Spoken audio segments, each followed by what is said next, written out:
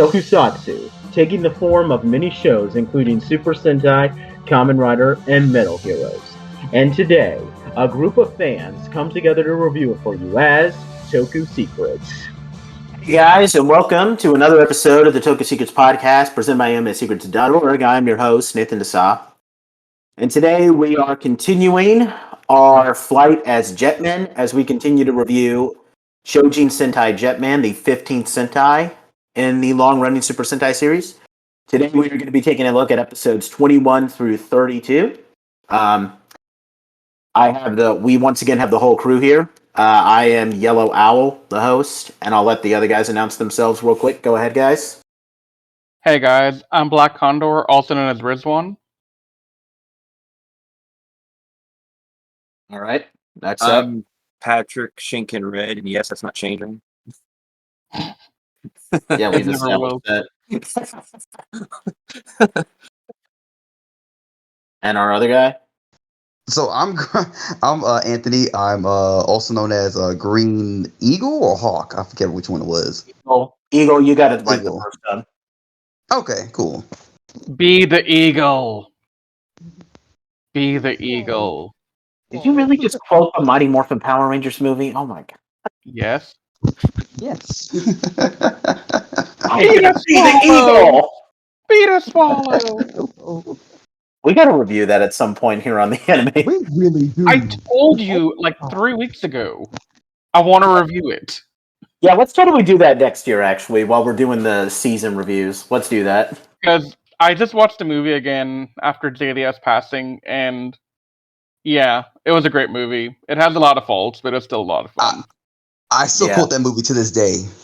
100%. Yeah.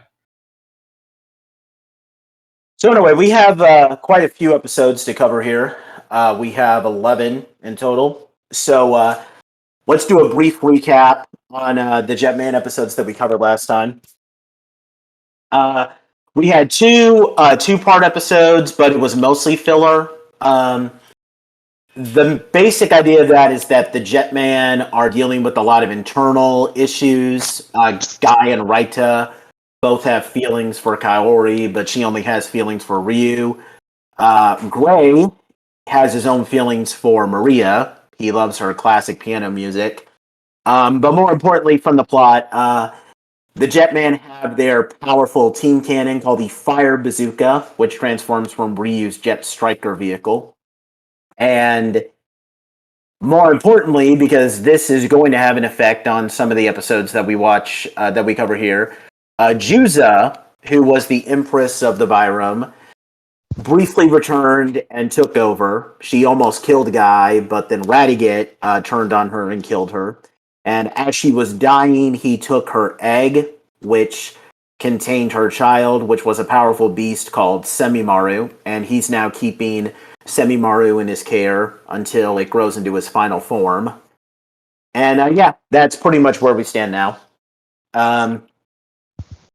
So let's jump into these episodes. We're just going to go over the basicness of it, and then we'll each discuss them. We start off with a filler episode, an Akko-centric filler episode called Walking Garbage. That's a weird name for an episode. Where Akko throws away her childhood teddy bear, just called Teddy, and it gets caught, and the teddy bear gets caught in a pile of garbage that gets turned into a monster called the Garbage Dimension. And, but it has the mind of Teddy, like it's literally her childhood teddy bear coming to life as a monster, and but he wants to serve and protect Akko, who he thinks is his master, but he starts dealing with a lot of discrimination from humans.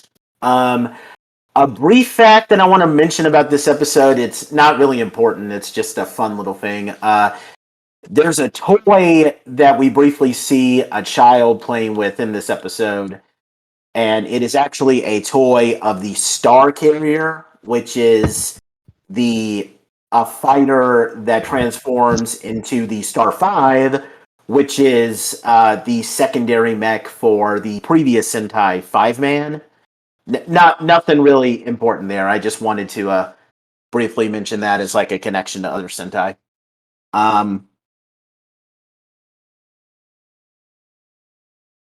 I don't know how to. I really don't know how I feel about this episode. Like, I guess it's a pretty unique Rangers befriend monster who's not actually evil, but like, there's just so many things that I really don't like about this. Like, okay, first of all, I have a pet peeve. Now, this is just personal. I don't like how Akko just throws away the teddy bear. Like, I have a pet peeve for people who just throw away perfectly good toys instead of just giving them away.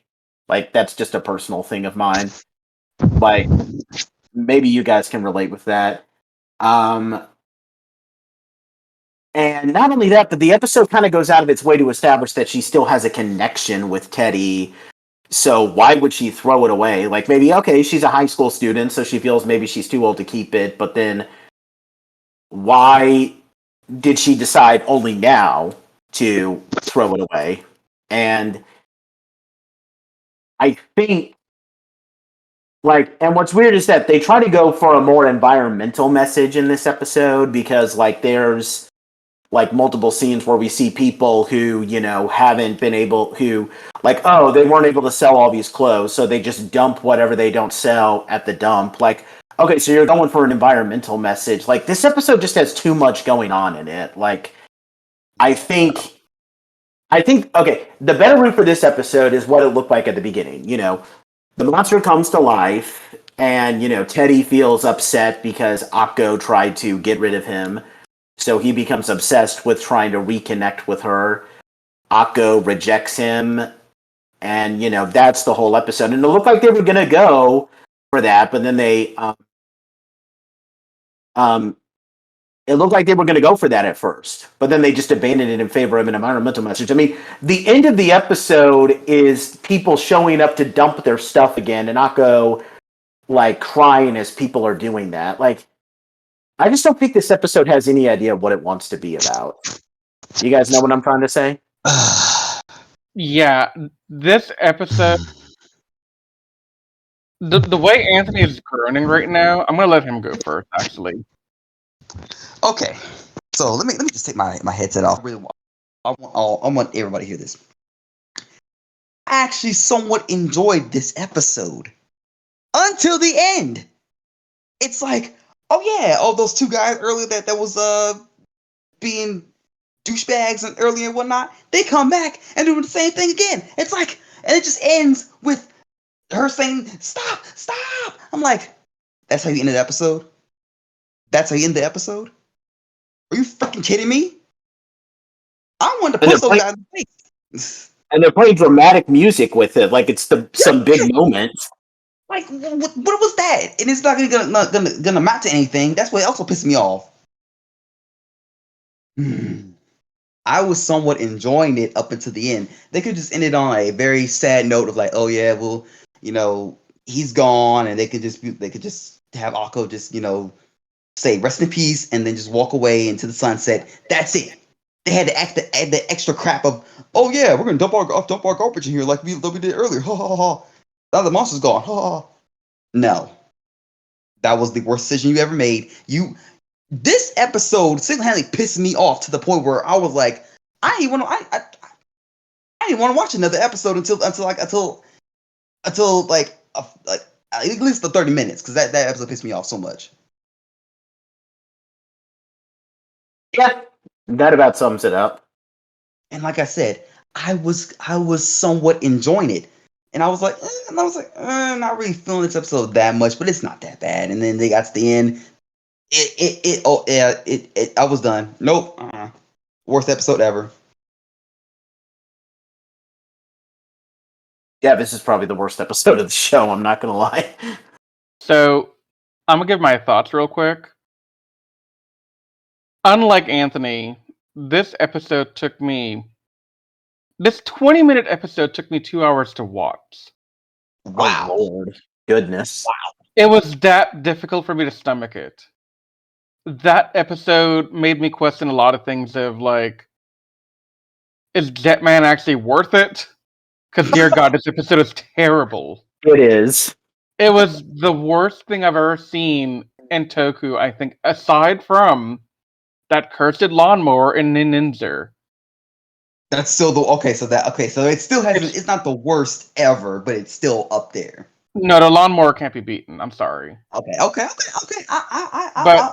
But okay, so here's my semi rant on this. As y'all already know, I don't really like Akko to begin with. She's my least favorite Jetman of the group. She's she doesn't develop ever. Like, we have episodes about her with like this teddy bear, her friend at school that was like this really weird cup of ramen guy that wants to like, obsess about how much he loves cup of noodle ramen. But none of these episodes ever take themselves seriously enough to let Akko have any character development or any story progression or any insight to who she is. These are all superficial, just weird things that honestly it makes me dislike Akko more and more every time I see her on screen now.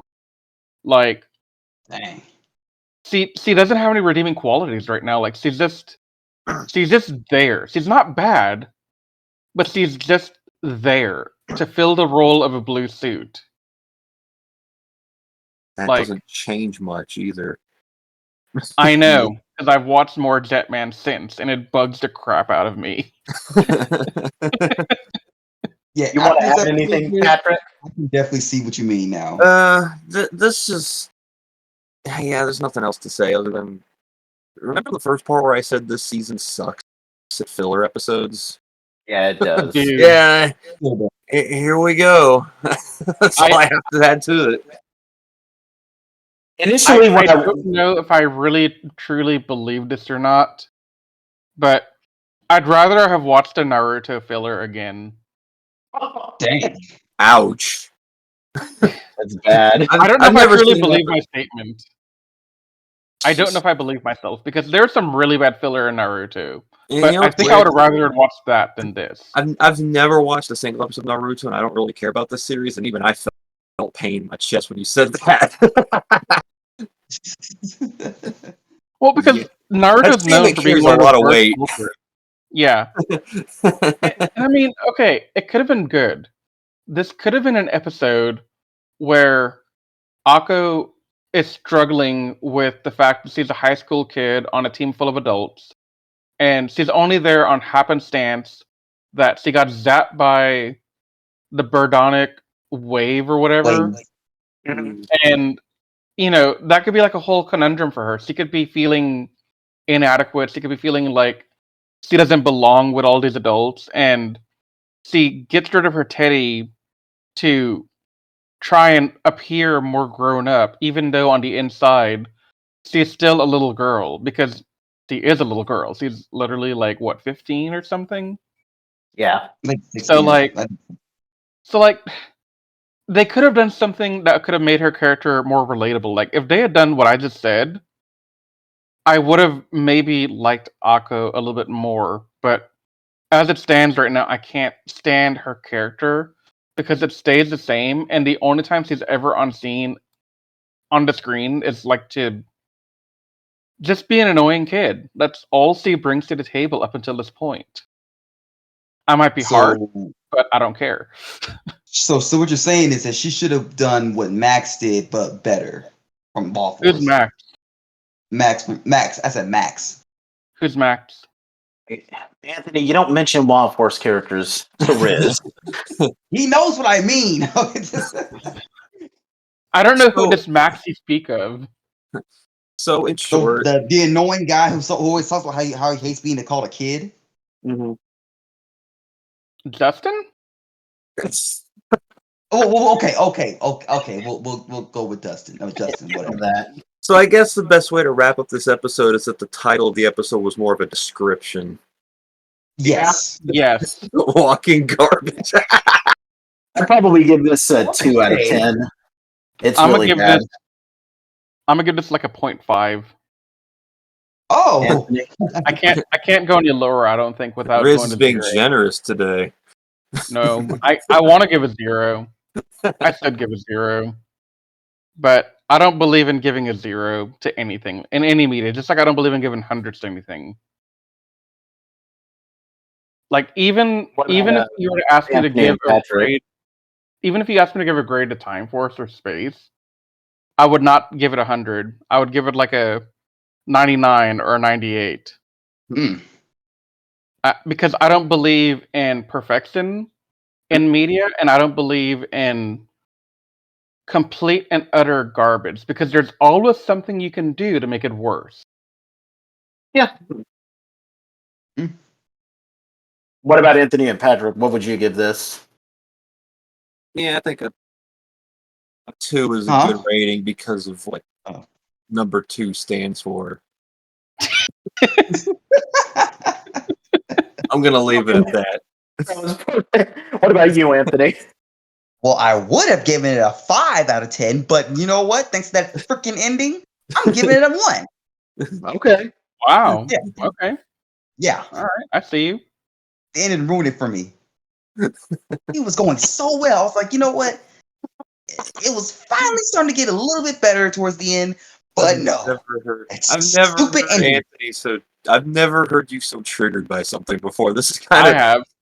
Pretty great. Riz knows. But that runs There are up to like many. There are many rants we've had about Arrowverse in the past that I know this to be a real thing with Anthony. okay. That's all you need to say. Yes. That's all you need to tell me. I know where he's coming from.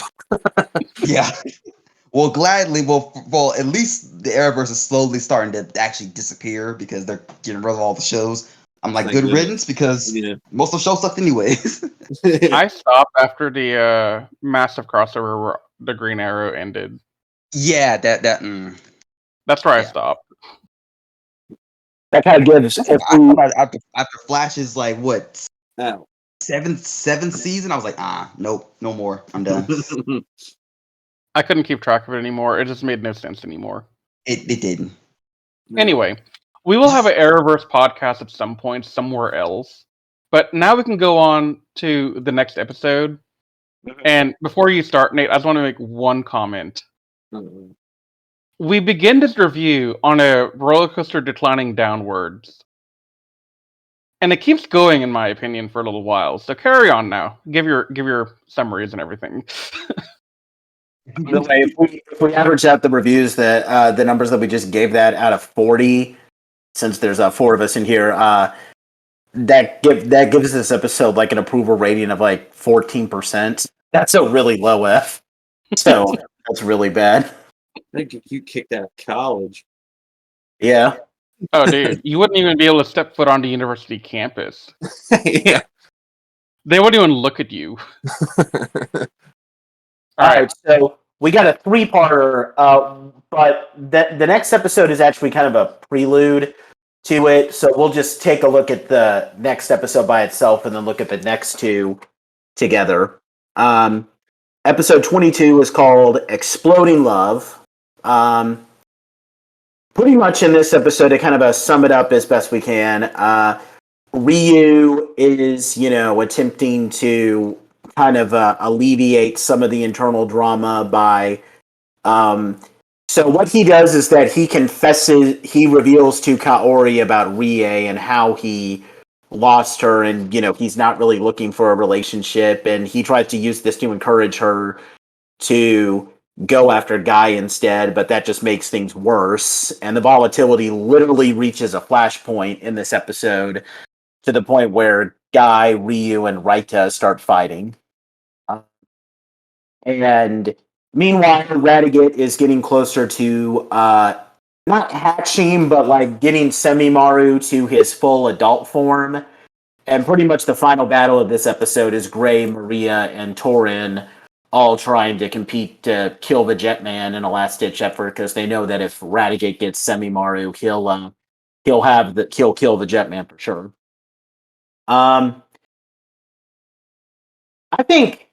I would say that Ryu is great here because I like how he genuinely seems to have some respect for Guy's feelings for Kaori, and he's trying to, push things in the right direction. So I think I admire him for that. I'm annoyed that Raita gets thrown into the love triangle again. That was a huge gripe that I made in the previous podcast, but I don't think it's as prominent in this episode. But I really do like the drama at the end where they get into a fist fight. I think that really highlights just how I don't know. I think the internal drama is one of the best things about this Sentai, and it's really reached a flashpoint now. Like this team was already incredibly volatile, and now that volatility has like just reached its peak. If you guys know what I mean. But you guys can give your Yeah. thoughts now. Whoever wants to go first. Abstain from talking until Patrick and Anthony give in their thoughts here, because I might get a little bit ranty. Okay, You want to go first, Patrick, or me? No, you can go first. Okay. I have to agree with Nate on this one. I don't like the fact that Raito is a part of the love triangle. It's like it's already complicated enough as it is. We don't need another one because now it's a love square now, and it's like, ugh, like, can you not?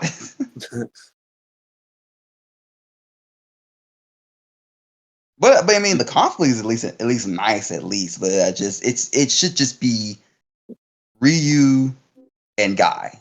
That's it. Yeah. This is kind of where we start getting to the point where Ryu's goody goody two shoes Boy Scout persona gets really pushed to the limit, and he's still clearly hurting from losing his. I'm assuming they were engaged. His fiance. Yeah, they were. They were. Yeah. He just doesn't really know how to tell the others that, I guess. I don't know if I necessarily agree with how he went about telling Kaori about this, but he doesn't really know how to take or how to take other people's feelings into consideration, it seems like. Because he kind of did it in a very rude way, saying that here's my fiance's grave and I don't like you in that way because of this.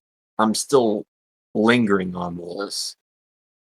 But he just didn't say it outright.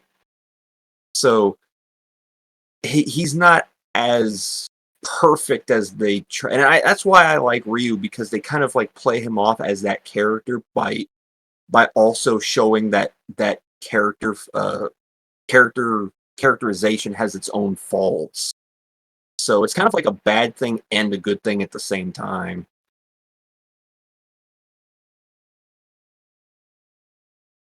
Yeah.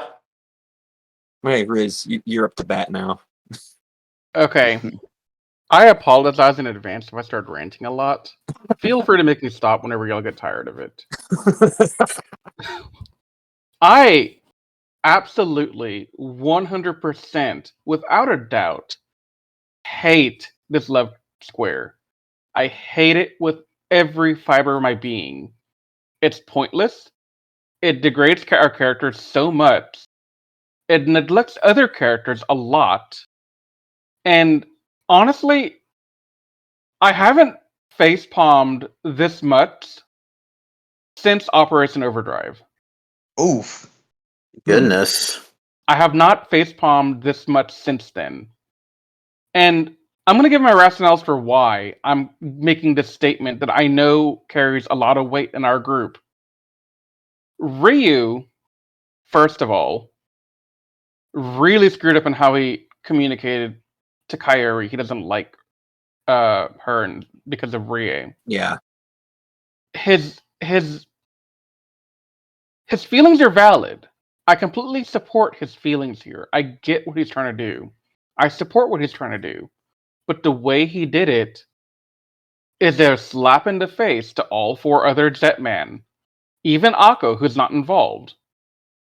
And the other thing I absolutely hate about this is, like I said in the last part, when we're talking about the garbage walking thing with Akko, Akko's not getting very much character development. Part of why she's not getting character development is because the other four are in this freaking square. So I feel like this might be a hyperbole, but I feel like most of the episodes up until now, in one shape or the other, have dealt with this love square, either really indirectly and like they mention it, or it's the entire focus of the episode, which I feel like happens more often than not. And it sucked because Akko could have been a good character, but she suffers because it is lack of attention to her. And when she does get attention, it's crap episodes like the one before it. No pun intended, by the way. Actually, there was a pun intended there. Deal with it.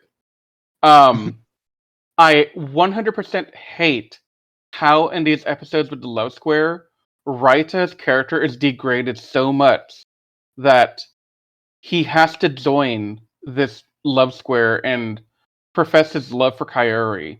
I get he had a crush on her, that's fine, but having to actually voice it and complain about it and say that he's not good enough, and if he can't have her, then he wants whoever to have her, and all this other garbage, it completely undermines everything else that I like about Raita. And there's a lot of things I like about Raita. Raita's my top two favorite characters, him and Guy. But in these Love Square episodes, I want to punch them in the face. I really want to punch them in the face. Kaori is making me really hate her because it's all about getting with her, and the way it comes out, Guy doesn't actually know anything about her. Like, Guy doesn't know who she is, what her morals are, what she stands for, what are her hobbies. Like, they never really interact up until this point, ever. Like, the only interaction they have is Guy saying, "Hey, why don't you date me, hot mama?" And her being like, "No, I like Ryu," and him being like, "Well, screw Ryu," and he goes off and throws a temper tantrum. That's not Guy's character.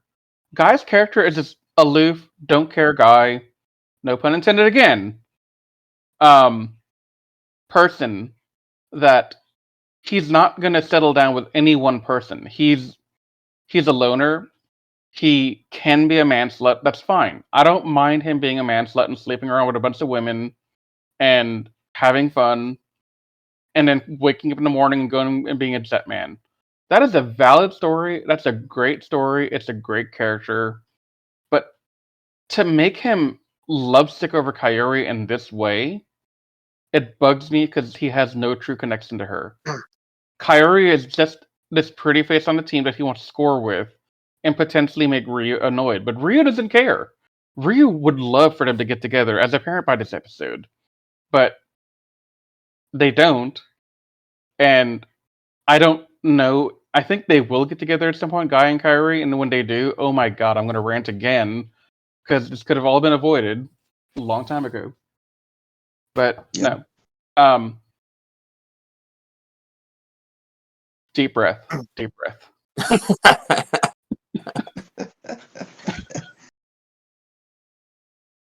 I hate this episode a lot.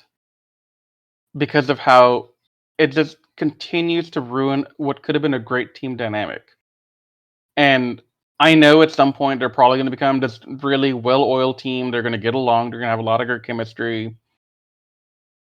But the journey to get there is painful. It is god-awfully painful, and I can't stand it. I mean, I think that's fair enough. On the plus side, because I've done a lot of complaining here, the brief scenes with Radagate trying to hatch Sumimaru are actually enjoyable. Mm-hmm. I will give this episode that one positive. And this is where the rant stops for right now. Cool. The rant will return, but not right now.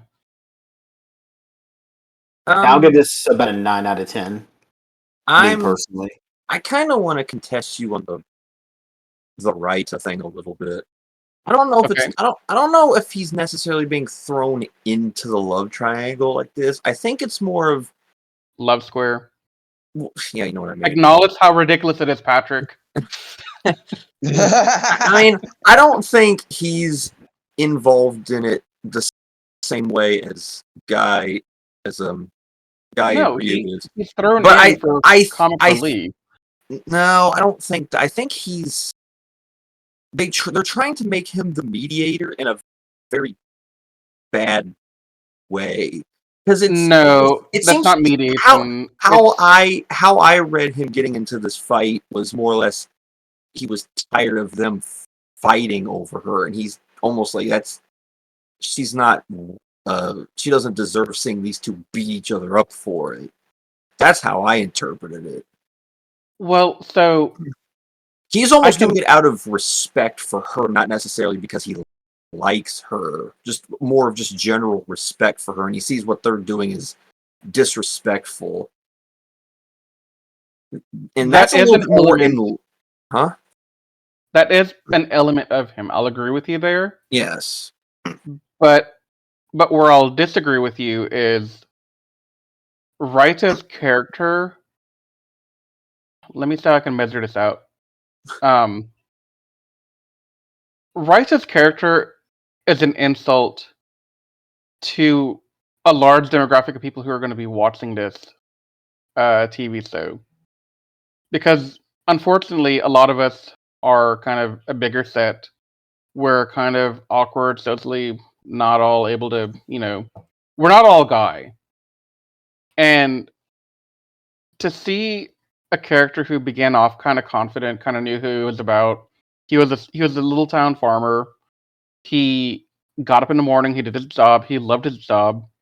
He took on the mantle of Jetman because he felt it was the right thing to do.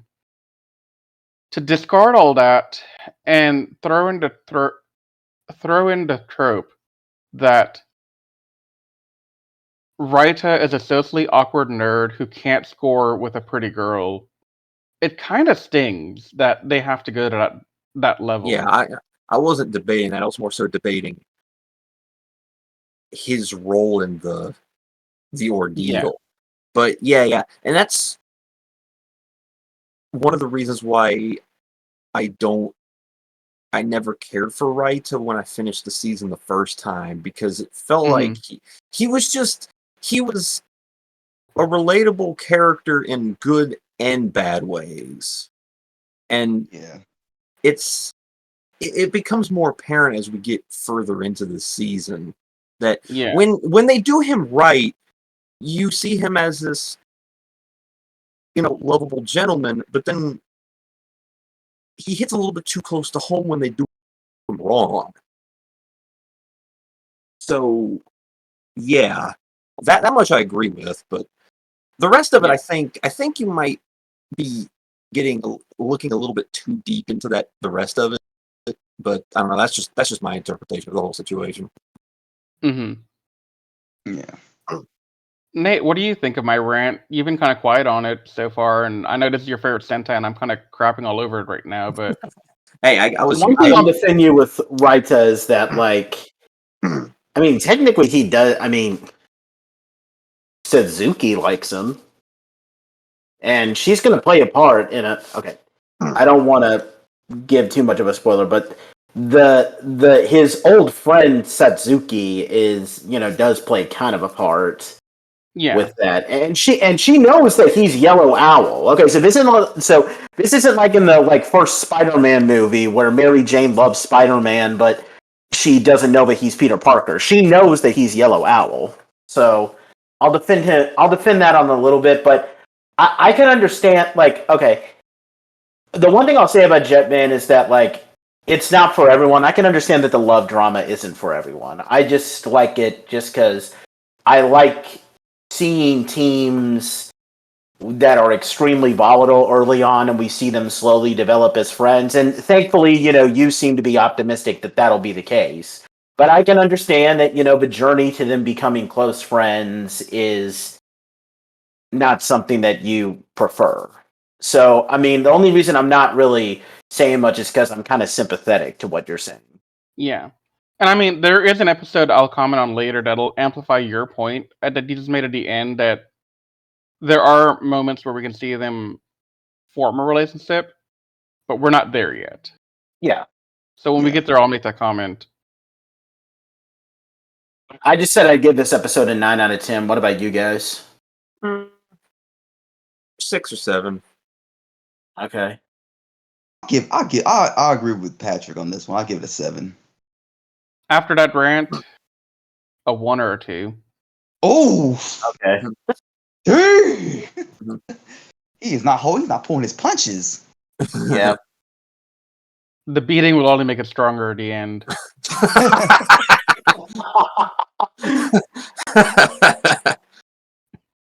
All right. So next up, we have the next 2 episodes of the 3-parter. We'll just talk about both of these together.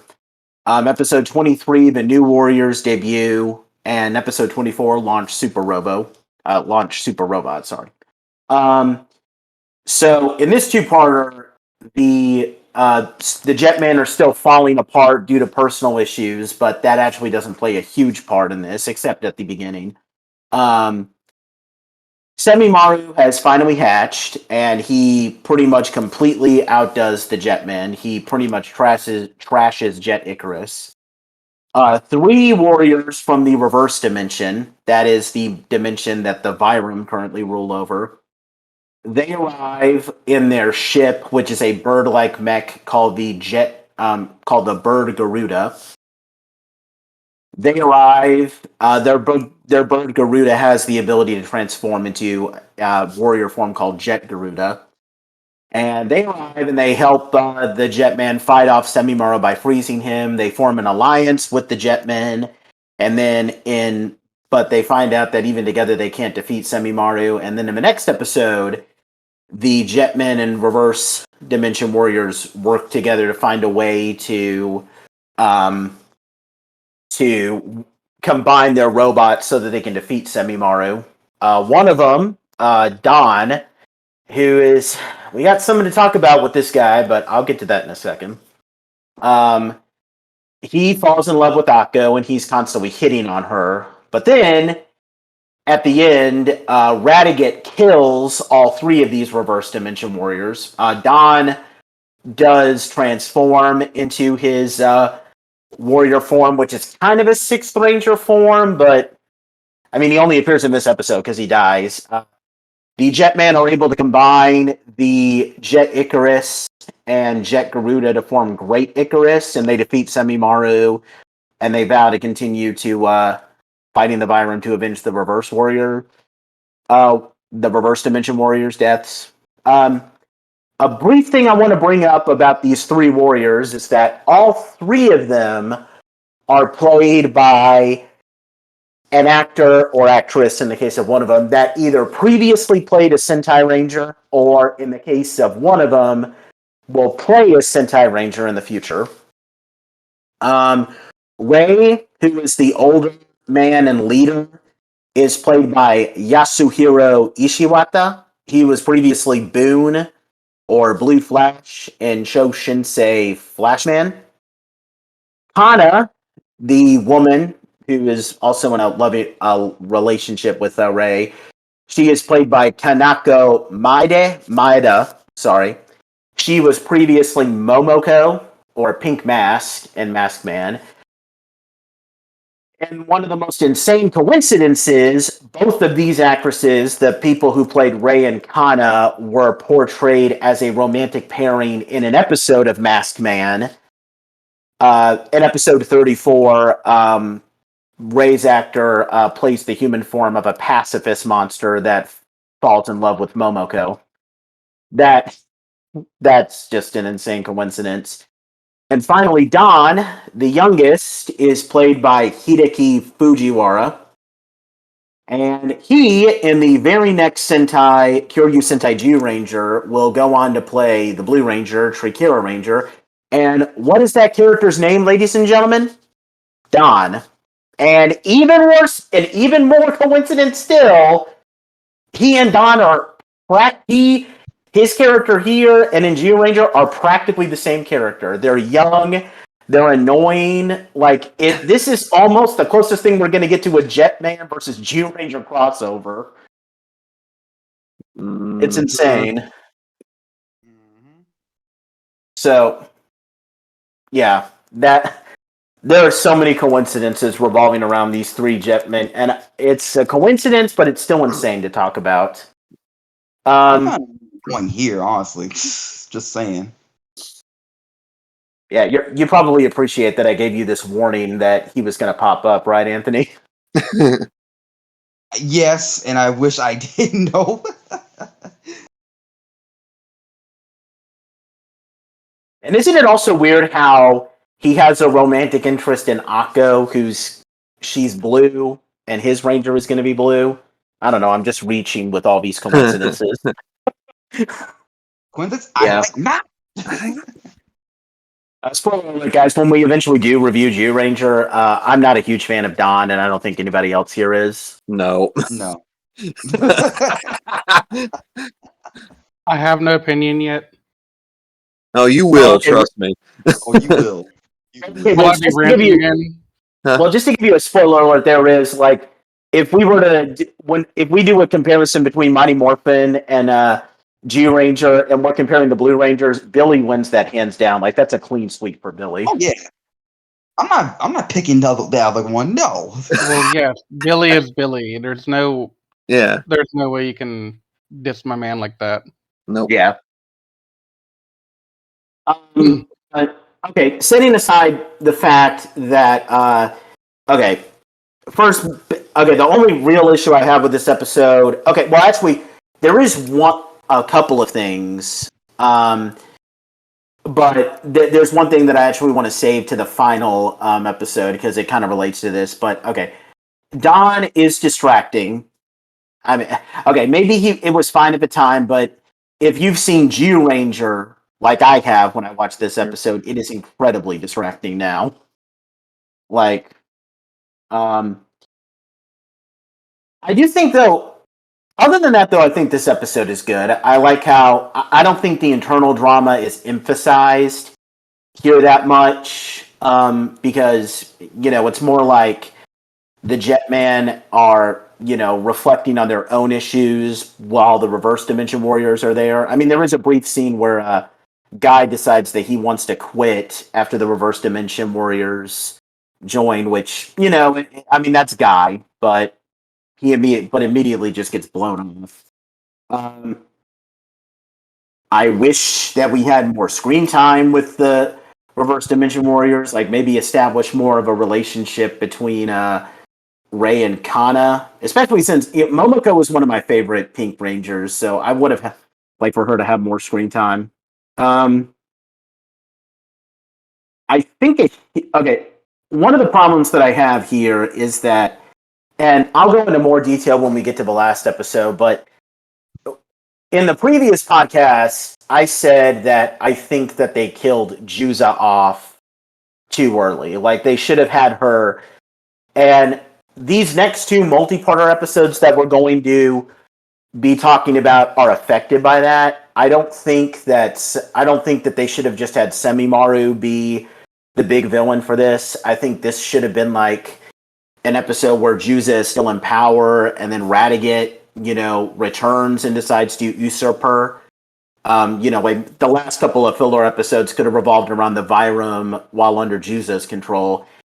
And I also don't like how Great Icarus debuts here. And I'll go into more detail in the next two-parter. I just think that the Great Icarus debut also feels out of place because, I mean, you just had Jet Garuda debut in this episode. Like, I don't think we should be introducing the combination mechs by this point, especially with how and it's hard for me to go into detail without bringing up the next multi-parter.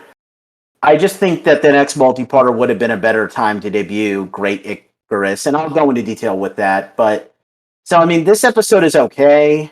One thing I gotta ask is, like, Radiguet stabs both Don and Ray in the stomach, and there's literally no wounds in their stomachs. Like, is this a Power Rangers episode all of a sudden? like that was something that always rubbed me the wrong way. I'm onto it too, but when I get to my my opinions on this, but I'll wait. Right. No. I'm pretty much done. You can go ahead. Okay, so one thing that really kind of irritated me about this is that, like, you saw how freaking easy it was for Radicate to just up and just kill, like, the majority. Well, I know he kills all three of them, but I know he killed the first two so easily.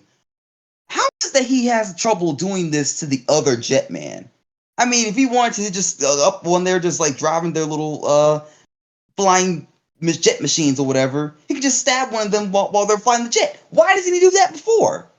Don says that in a throwaway line that the bodies of humans in their dimension are weaker than humans in our dimension. So you could argue that maybe they're easier to kill because of how weak their bodies are. I know that's a weak explanation, but they try to give an explanation. I don't like the explanation, but at least it's an explanation that makes sense. Yeah, because it's like wow, it was so easy, but like he could have done this to any of the Jetmen and they probably would have died instantly. I'm just saying, but that's just me though. Maybe I'm viewing it differently than most people would, but I don't know. But I didn't hate these episodes, but I do agree that we should have gotten these characters like a little bit longer because it was like only episode and a half that we got these guys and they're already dead, and it's like we didn't get much more insight on how their life was before Vyram. You know what I mean? It's like it's a missed opportunity.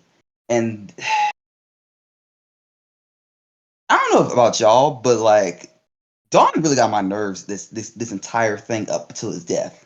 Because like he was just being so perverted, and it's like, oh, I'm just looking at your, I'm just trying. I didn't mean to pick at your skirt, or let's take on a date. Oh, let's do this. I'm like, can you not please? Like, bruh, chill out. You said that you think he's worse than Georanger Don, right? Yes, because as much as I did not like Don from Zoo Ranger, at least he wasn't that bad when it came to like what he did with Akko. If he was this Don in Georanger, would you say that he's like the Sentai equivalent to Dax from Operation Overdrive? I don't hate Don that much. No, that's an unfair comparison. Okay. I don't hate Don that. I find him very annoying, but I will never compare him to Dax. No, Dax is in his own category. Okay, his own category. He's just that bad by himself. Okay, Don, we'll show you a little bit of mercy here. Count your blessings, Don. You're not that bad. I can't stand you, but I can't stand Dax even more. Well, when you put it that way, that's a really low standard. Yeah, I know, right? Yeah. Go ahead, Patrick. Okay. Okay, so I'm not the only one that thought that these guys should have stayed around longer. Good, because that actually brings me to something that I kind of realized about the season that I didn't catch the first time through, and it's starting to bother me. Is that when they introduce, like, they've introduced a new villain. What was her name? The Empress again? Juzo, yeah. They introduced her, and then she dies immediately. And then they introduce a new team from another dimension that has ties to the Vyram, and they die immediately. And then Juzo's demon baby that she was trying to hatch finally hatches, and it dies immediately. They don't keep these new characters around. I'm not expecting them to join the main cast, but let's jump backwards a season to Shinkenger, because that's the one we just finished reviewing. Akamaru was around for a good 20 episodes or something? Yeah, roughly. When he showed up, he threw a new dynamic into Doku's ship, and he had a major impact on the second half of Shinkenger. Why not have Juzo stay around from when she was introduced all the way through maybe the end of the next arc that we're going to get to, and then have these guys show up here and then have them die in the final battle against her, and then introduce Great Icarus at the end of episode 32. They introduce these new characters and then off them almost immediately. And it's starting to get on my nerves a little bit. Yeah.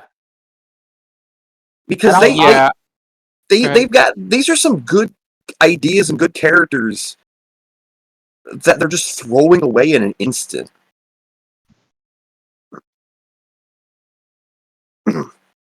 So Patrick took most of my argument for this one, but I want to, before I get into my thoughts, I want to ask y'all a question. Did this feel like a finale to y'all, like in the gravitas and the importance of what was going on, or is Like, that what do just you mean? me? Like Simamaru was like the final Like, enemy of Jetman type of like stuff. this felt like the finale, but it wasn't. And honestly, this could have been a great finale at the end of the season. Honestly, yeah, Like, I just I feel can like this see it. episode is placed wrong. Yeah, to some extent. If Like, this was like maybe like the prelude to like the like a true finale that like the end of this episode could lead into like maybe like we have like what 3 more episodes after that. That's what it kind of felt like. It felt like yeah, like it could have it easily felt have just end ended game-ish, right? sooner Like, than later. You know, so I see what you're saying. that so that bugged me trying to figure out like, okay, we've upped the threat level here with, you know, what what our enemies can do. We've destroyed a mech, and this isn't the end. Like, I don't know how I feel about this, but I will say on the other side of the coin, and this is something y'all haven't brought up yet, which I'm kind of surprised by. Let me guess, I'm Akko. what? Were you about to bring up her? Because there was something I was going to touch upon. No, I'll bring that up real quick before you go move on. for it. I thought that this was the best characterization she's had was in these 2 episodes because she actually had someone to bounce off of for once. Yeah, And if Yeah. and that's to kind of bring up the point. If these 3 had stuck around longer, she could have finally had a character arc of some kind to her. But they just threw him away immediately. So yeah, I definitely agree with you on that. yeah. The thing I was gonna mention, this is a really small tidbit, but I greatly like how these 5 Jetmen are able to go work on their own mechs and repair them. Thank you. Why do they Yeah. not have mechanics? This is a government run organization apparently from how it was depicted at the beginning. Why do they not have government mechanics working on this stuff for them? Well, okay, so I can understand Ryu being a mechanic. I can Yeah, see Guy picking up some things here and there. I can see Kaori attempting to understand what's going on and trying to help, but like we saw, she didn't really get far in that. yeah. Akko's a high school kid. I didn't like that she was also part of that crew. And Raita, it goes 2 ways. Like Guy, I could see him pick it up, but also he's a simple farmer. So It's not necessarily that I can't see them doing this. It's just that this is. It wasn't outright confirmed, but it's heavily implied that the whole Jetman project was government funded. So should they have people working on this for them? The Yeah, but goal, weren't most of them killed when the They're work- skyship blew up? huh? yeah, the skyship's gone. Was that all they had? Was that all the employees? I mean, okay, you make a good What? point, and I don't know, but maybe. They never But confirmed also, anything over the last month. if they had this big government backing and they lost their employees to a freak accident, and we're 20 something episodes in, wouldn't you think they put out a help wanted ad by now? Yeah, You yeah, think, no, right? right? I Like, don't get why they have to work on their own stuff like this. Shouldn't they be focusing on, the actual Jetman part? leave the mech building to someone else. Yeah. And so, like, a comment to build off of that. One thing I'm starting to see in Jetman is whoever wrote these episodes clearly has no idea how to write characters. Because, like you've all already said, they introduced 3 fantastic reverse dimension warriors that I would like to know more about. I don't like Dan. I don't like him at all.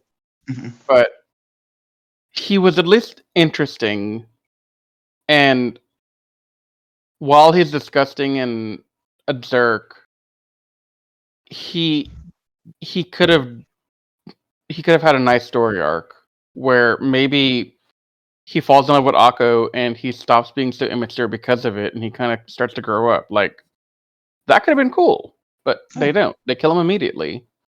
And it's like, why bother bringing these people over from the reverse dimension if they're just going to kill them immediately? Like, I don't get this. And it's becoming a common theme, like you said, Pat. Like, there's no reason for this to be a thing. Like, they could have been around for, like, another 2 episodes or something. Yeah. Because Yeah, I do think that they killed off these characters too early. That's actually something I can't really argue against. Yeah, these 3 and Empress Juzo, from when she was introduced all the way until the end of the next arc, which ends at 32, I think should have been not necessarily one continuous arc, but a string of arcs that were closely connected. I mean, honestly, I would have liked to see the reverse dimension warriors, like at the end of this arc, they go off into the world and they do something related to the Jetman mission, like recon, like how oh my god, I forgot his name. Titanium Ranger and Lightspeed. Ryan. Ryan. I was wanting to say Rhett, but yeah, that's his real name. Yeah. Ryan was part of the team. He was a ranger, but he left to go do stuff in Egypt to support the main team. They could have had these 3 go off and do something to help Jetman and give periodic updates, like every couple episodes, like, hey, FYI, we got this cool thing figured out, and maybe it gives them power up, maybe it gives them like another mech, maybe it gives them intel on how to defeat their enemies. Like, there was so much wasted potential here, it bugs me. Yeah, at least keep Dan alive to maybe have him do it with the want of avenging his fallen teammates. Yeah, he could have been like the last survivor. And then that would have been a great story arc. They could have had him be like the first outline for what Dragon Ranger would eventually create in the next season. Yeah. Like, he's not the 6th Ranger, but he fills that role that would eventually begin with Brian the next season. Like, come on! Yeah. I'm coming up with a cool idea here. Patrick, I think we should rewrite Jetman to include this stuff. Let me do that. I think I can make it something good out of that. Why not? Why not? It's Nathan's favorite season. Let him take this. Okay. Yeah, Nathan, I'll do Go-Kaiser too. You've already seen what I can do with, like, how I was going to rewrite Super Megaforce Riz, so I could do that. I know, you could do it. You could definitely do it. You work on this. I'll go work on Go-Kaiser Season 2. That sounds good. Okay. But I would close this up by just saying, at first I wanted to give it a 7 out of 10, but the more I think about it, I'm probably going to lower that to a 6 for this 2-part. What about you guys? I'm going to go with a 6. Yeah, I'll go for a 6 too, due to just wasted potential. Yeah. Like, I wanted to like it. I really did. But it just bugged me too much. Yeah, I'll go into more details with the issues I have with it in the next 2-parters, since it's kind of in relation. But yeah. What about you, Anthony? I think I'll go and give it a 7 because you know what I'm saying, like it was okay, but like I said, it could have been better. Yep. So I'm being generous today. I'll be generous. I still don't like you, Dan. Just FYI. All right, so we got a couple more of filler episodes now. Yay. Next episode, we get a guy-centric episode called The Laughing Shadow. Now, there is one important thing that happens in this episode. The dimensional bug that the Vyram has been using to create monsters out of like everyday objects, it's actually upgraded in this episode, and they're going to keep using it for pretty much the remainder of the series into a new biodimensional bug. So now the bug has like animal DNA inside of it. So now when they create an everyday object out of they create a monster out of an everyday object, it'll be fused with the animal DNA to create biodimensional beasts. And in this case, they fuse armadillo DNA with a light in like a baseball stadium to create the light armadillo. So that's going to be their new method for how they create monsters. Kind of a weird anticlimactic way to introduce your new monsters, but whatever. In this case, this new biodimensional beast creates monsters out of the Jetman stolen shadows which slowly kills them. And Guy is the only Jetman that is able to fight. I think this was a pretty good episode. I think that this episode. So once again, like the last episode of the previous podcast, it's a good guy episode. It's great that we get another guy episode that revolves around him where they don't bring up his drama with Kaori. And I don't even think they... Watch me, no. He could have shown more concern for Kaori than the other Jetmen when they were all, like, in pain, but he showed equal concern for all of them, which is great subtle character development. He's clearly torn up that he wasn't there to help them. I love his one-on-one battle with Gray. He shows genuine concern when the Jetman show up when they're still weakened, and there's a little prank that he pulls at the end of the Jetman, which is a really heartfelt moment. We also get some character development for Guy here. We're actually shown some human elements to him, because there's a point where Radiguet swings his sword at Maria, and Gray stops it with his hand, and oil comes out of his hand that's meant to be blood, which shows that even though Ray is a robot, he's still a lot more human. Gray. Even though he's a robot, we're shown that he's still more human than we might think that he is. So I think both Guy and Gray had some pretty good moments. But what did you guys think of this episode? Don't everybody start speaking at once, guys. Okay.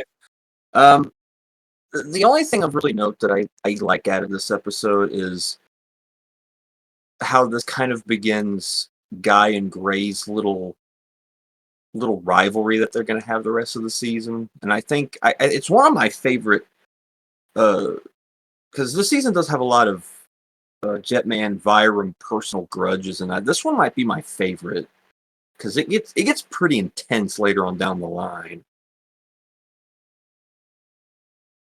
Mm-hmm. So that's the only thing of note I have here. I like this episode a lot. I'm going to start by saying thank you for doing my man Guy right by doing an episode where he can be himself without all this love square drama nonsense that I hate. And that's really all I gotta say here. Like, it was a good episode. It was fun. It was good. And Anthony? You're muted, Anthony, if you're trying to talk. You're still muted, Anthony. I'll just move on. Anthony's opinion is he likes the episode and thinks it's fantastic, and let's move on. Sorry, we're dealing with technical difficulties. Sorry about that. I turned my mic off for that. But yeah, I like the episode. It was pretty good. That's all I gotta say. Wow, I'm a psychic. I'd probably say give this a 9 out of 10 just because I really like Guy. Pretty enjoyable. I give it a 9. 9.5. Yeah, the episode where No. the episodes where he's like more himself are pretty good. So yeah, eight, Yeah. 8.5, something like that. We got a Raita filler episode next, called "I'm a Primitive," where the Jetman gets sent back in time to the prehistoric and caveman times. Raita's farming and handy skills make him a sensation and inspiration to a local tribe. And that local tribe includes a woman who looks exactly like Kaori. She's played by the same actress who played Kaori. And what's funny is that her name is Rika, and the actress who plays Kaori's real name is Rika. So it's pretty funny. It's like if, in Mighty Morphin, they had an episode where they get travel back in time, and Tommy meets someone who looks exactly like Kimberly, and that woman's name is Amy, because, Kimberly played by Amy Jo Johnson. I thought this episode was pretty good. I think the big thing to say is that this is another episode where Gray is responsible for the Monster of the Day scheme. He hasn't really done much with his schemes, but this is another good one that shows his good schemes because he sends the Jetman back to a time period where they would be weaker and he can destroy them there. Pretty good practical plan. I think, okay, Raita's moments where he shines among cavemen is great. I think he looks awesome there, but I don't know how I can play. Like, I got sad when he had to leave to go back to the present because he clearly has a really good relationship with Rika. But do I really want to praise that? Because I just got finished, both in this podcast and the last podcast, complaining about his attraction to Kaori. So, do I really want to praise that? I really don't know. But if I take out that stuff and just look at it from like Raita getting moments to shine, I think this episode was pretty good. And you guys can say what you guys think too. So just go ahead. Riz, you want to go first? Yeah, I'll go first. So, when this episode began and I saw Rika, I had another facepalm because I was scared this would somehow turn into another Love Square episode of like just them having internal conflict among the entire team. Thankfully, they didn't.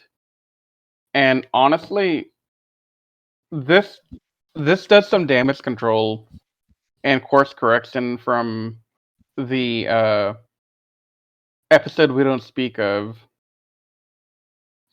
Because in this episode, Raita gains confidence by the end in himself because he went from thinking, "Oh, Rika can't like me because I don't look like an attractive person," but Rika had the hots for him, man, and that gave him a much needed confidence boost, and I was really happy for it. Anthony, speak your words. I definitely like this episode too. It was definitely a right to episode. Yeah, I thought I was like, oh my god, like he's gonna fall in love with this girl, and like he looks exactly like Kaori, and he's gonna be like just having those weird like where I'm going with this. But they actually played the episode pretty decently. He wasn't like he. It was very intriguing to see how he would be what someone like him would end up in the time period that he was. If you hear train tracks in the background, I apologize for that because there's a train that's literally next to my apartment. So you hear that, I apologize. Imagination. Right. Right. But it was a decent episode. So What about you, Patrick? Yeah, this was an episode that they could have easily messed up because, like, what Riz's concerns were kind of my concerns on rewatch. They could have messed this episode up, but it was fairly safe regardless. So I'd say 7 out of 10 for this one. yeah, that's about right. yeah, that's the right I give it a amount. 7. Yeah, Yeah. Okay, we actually agreed on a rating for once. it'll never happen Don't get again. used to don't get used to it. Yeah. Don't get Actually, used you to know it, what?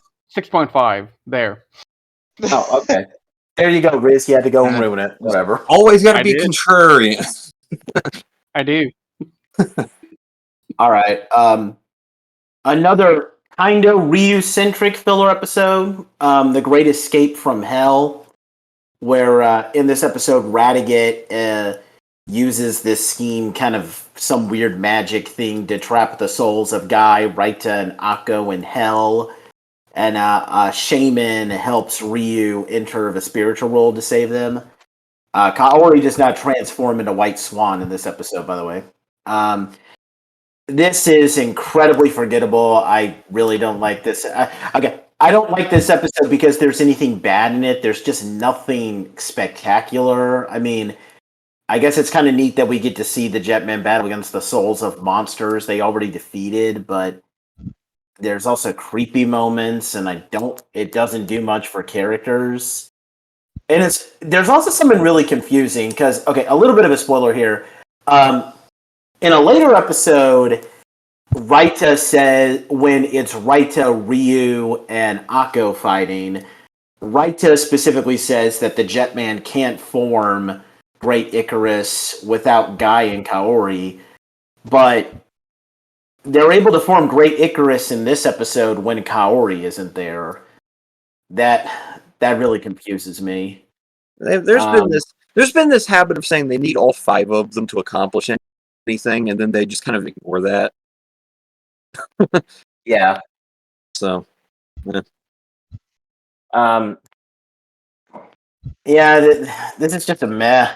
I don't know what much else to say. We don't really have to focus on this one that much. It's a typical Jetman filler episode. You could just skip it and you won't lose anything. Honestly, I don't remember this episode at all. Yeah, I can barely remember So it. I'm gonna give it a 6 out of 10, just because I trust that it's a standard filler with nothing that would make me rage. It was an episode of all time. I would say 5. Yeah. Anthony, Averages is you want to say averages. anything? This is a very odd one for me because like this could have easily have been like if they really wanted to make this more important, this could have easily been a 2-parter because of how like the episode was set up. It was like they were literally fighting in hell, and it's like they could have said this for like a serious like actual like legit main story episode or episodes if they did a 2-parter. But that's just me though. So for it not being that, I give it a 6 too. But the only thing I want to bring up is that, and I know that this is subtle stuff, but Guy shows genuine so Akko is the first one to get her soul trapped, and then there's a point where just before Guy gets his soul trapped, he shows genuine concern for Akko when he wants to avenge her. I like that, but is that enough to like make an entire episode? No, it's not. Anyway, next filler episode, we get a comic relief filler episode. Doesn't revolve around anyone. It's called The Original Dimension Beast, where we get a dimension beast called the Dryer Dimension, who is a dimension beast based on a hair dryer, and he wants to destroy the Jetman himself because he doesn't like how the Byram have abandoned the dimension beast. And it turns out that he's not as evil as he claims himself to be.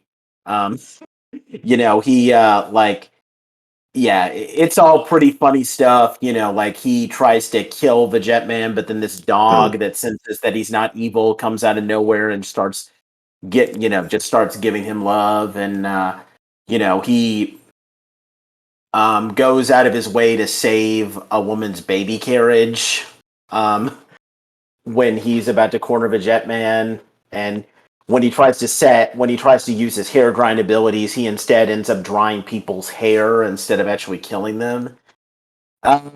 I I think one of the things I really like about this kind of comic relief episode, though, is that usually in episodes like this, there's two monsters. So there's the monster that was meant to destroy the Rangers, but isn't really evil. And then they have to like shoehorn in another monster who's just your standard evil, like that episode of Power Rangers in Space, where they battle against that Wasp monster. You have the Wasp monster, and then there's also that bee monster, Steam King. Even though like you probably didn't really need to add Steam King into that episode, but they could have easily added another monster so that they could shoehorn in a mecha battle.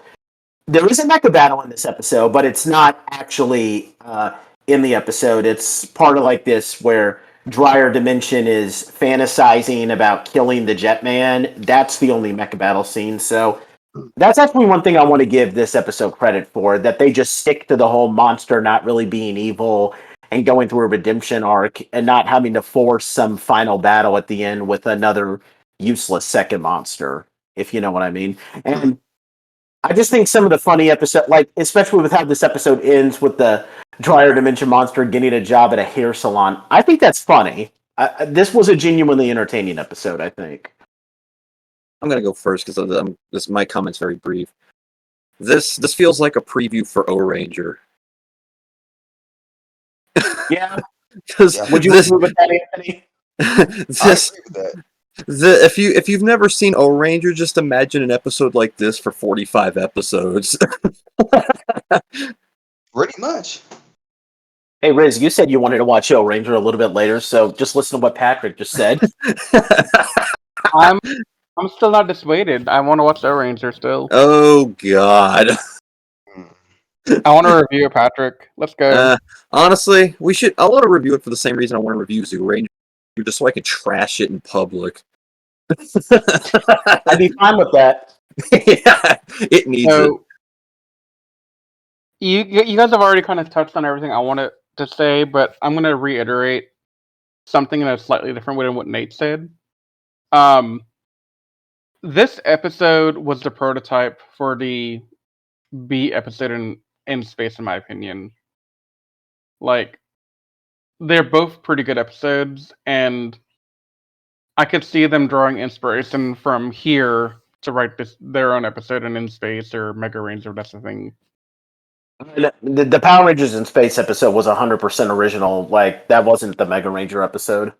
Then they inspired the In Space cast, and you can't change my mind. Genuinely, I mean, I don't even think that much was from Mega Ranger.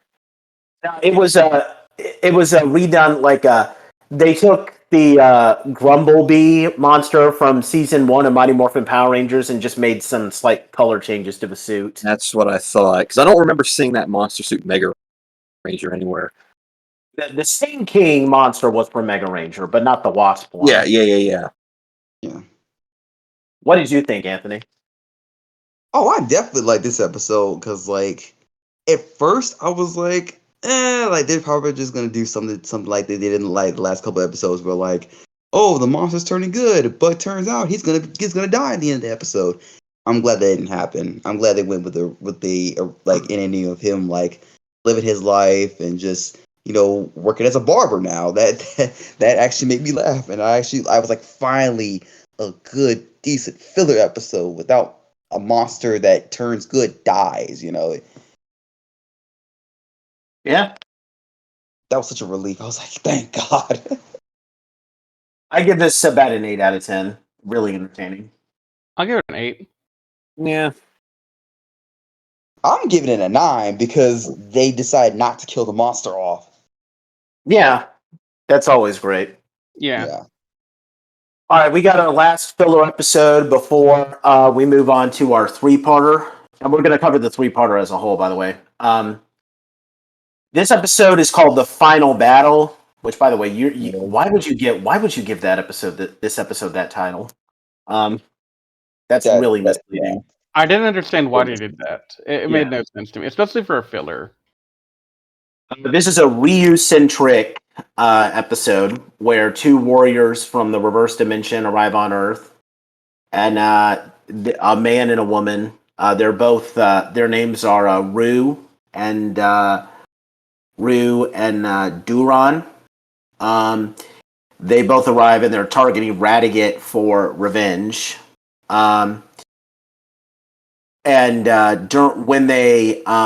When they encounter them, the Jetman get caught in the middle of their fight with Radiguet, and Ryu reminisces of his time with Rie. I really like this episode, actually. I think this is probably the best. Okay, it's either this one or the Guy episode, the Shadow episode, I would say is the best filler episode in this batch. I would probably put it in like the top 5 filler episodes because I think this is another one that sets the groundwork for Sentai using their filler episodes more efficiently, because you could have just had it where, the reverse dimension warriors are there and they're fighting, and nothing that the Jetmen do really plays a huge part in it. But we have a lot of moments where Ryu and Duran, they're either married or they're or at least engaged. Okay, yeah, they're married. And Ryu has a lot of moments where he reminisces of his life with Rie, which, for the record, it does have this does kind of foreshadow in what's going to happen in the next 3-parter, but we'll get to that in a second. I think that was great. I think the Monster of the Day plot is a lot less conventional. So there's no Monster of the Day in this episode. Well, okay, sort of. Like, they start off by battling Rue when she's like, going out of her way to battle against Radiguet, and so she's kind of a misunderstood person, and then Duran is trying to convince her to stop, but then they create this monster out of like some samurai armor, and Duran gets possessed by it. So it was really great. So pretty unconventional Monster of the Day plot. We do get a little bit of subtle acknowledgement of the Ryu and Kaori story arc, because there's a point where Ryu gets really injured, and Kaori shows more concern for him than others. But it's not a huge deal, because we don't see Guy getting all over the top and be like, "Okay, why are you so worried about Ryu? You should be with me." Blah blah blah. So yeah, I think this was a great filler episode. It's filler, but we get some more moments with Ryu reminiscing over Rie, and I think that's what makes this episode. What do you guys think? Let's go first. Yeah, this is really good Ryu character development, because it gives him a chance to grieve what he lost, but also celebrate that while he lost, others can still have that connection that he's desiring. And in a weird way, I think it kind of gives some hope to him. Mm-hmm. So I'm going to give this an 8, I think. What about Patrick and Anthony? What did you guys think? For me, I really, really enjoyed this episode. One thing, Nate, you forgot. Did you mention that that these two characters had the ability to turn anything into weapons? Did you have to bring that up or I no? mentioned that. That was pretty cool. Yeah, because I was like, wow, that's actually a very interesting thing. Is like that they can turn anything into weapon, like anything into a weapon. Like that's a very good concept. That's really used in anything really. At least from what I remember. And I also enjoy the fact that she was gonna end up the what was her name? What was her name again? Rue. Rue. That she was willing to give up her power to turn anything into weapon just to heal Ryu and possibly never be able to use that power again. That to me as a very noble and selfless thing that she did. Yep. So I think it's amazing. I would definitely give it an 8 as well. And Patrick? Yeah, they've hit on a lot of the things I was thinking. This any episode that really like tests Ryu's strong character is usually pretty interesting. So, and it's good because that sets up a 3-part that literally does that. So let's go into it. Yep. All right, we got a 3-parter now. This is actually going to be what we're going to use to close out. I would give the episode an 8 out of 10 too, by the way. So we have episode 30, The Three Demons Rise, episode 31, The Squadron Disbands, and episode 32, Wings One More Time. So, I'll just go over the plots of each of these episodes. Episode 30, we get some new villains called, they encounter a mysterious demon who is attempting to find someone with the blood of a warrior to revive his two masters. He captures Kaori to do it, and Guy offers his blood to save her, which results in Kaori confessing her feelings to Guy. They defeat that monster, but then his two masters... honestly, I'm just going to keep referring to these people as just, the demon gods, because I can't remember their names. So they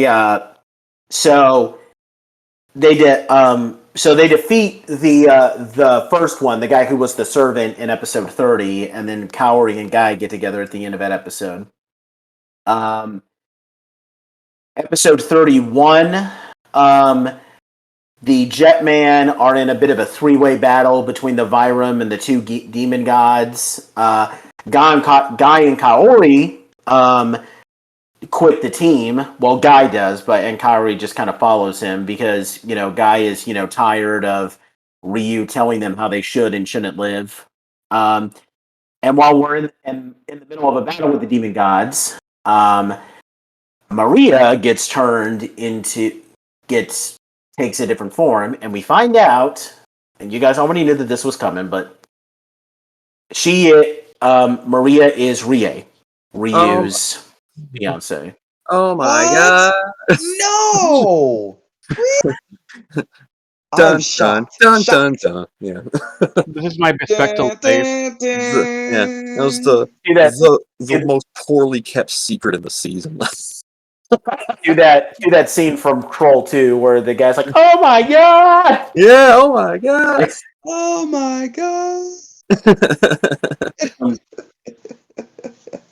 An important thing to note is that in episode 31, we do get the debut of another mech called Tetra Boy, which is this really small and really quick mech with artificial intelligence. Nobody pilots it. He can transform into a cannon called the Tetra Buster, with which Jet Icarus can fire. And with the debut of Tetra Boy, we're actually seeing Sentai history because this is the first Sentai to feature 3 mechs. All previous Sentai either only had 1 or 2. It's a typical boy mech. We've seen a couple of boy mechs. We had Tackle Boy and O-Ranger. That was the equivalent of the Warrior Wheel. I think it was called in Zeo. And the Max Solar Zord from Lightspeed Rescue, even though it's like a traditional mech in Lightspeed Rescue and a Go-Go 5, it's an artificial boy mech that can actually talk. Lighter Boy, his name is.